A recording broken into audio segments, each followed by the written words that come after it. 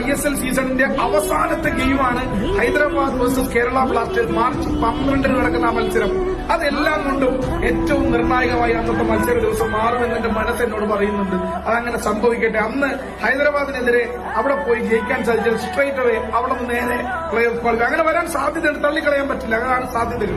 So ഈ 5 മത്സരങ്ങളിൽ Kerala Blasters ഒരു മിനിമം 3 എണ്ണമെങ്കിലും ജയിക്കണമെന്നാണ്. കാരണം ജയിക്കാൻ ആ 3 ജയിച്ചില്ലെങ്കിൽ പിന്നെ ഇതുകൊണ്ട് കാര്യമില്ല. 3 എണ്ണം ജയിച്ചാൽ സോ ഇപ്പൊ 24 പോയിന്റാണ്. 24, 3, 27, 3, 30, 33 പോയിന്റ്.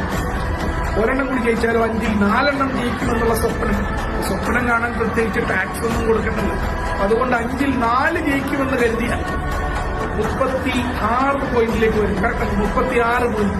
36 പോയിന്റിൽ കേരള ബ്ലാസ്റ്റേഴ്സ് 24 മത്സരങ്ങളിൽ 36 പോയിന്റിൽ കളി അവസാനിപ്പിക്കാൻ സാധിച്ചാൽ then we will keep fingers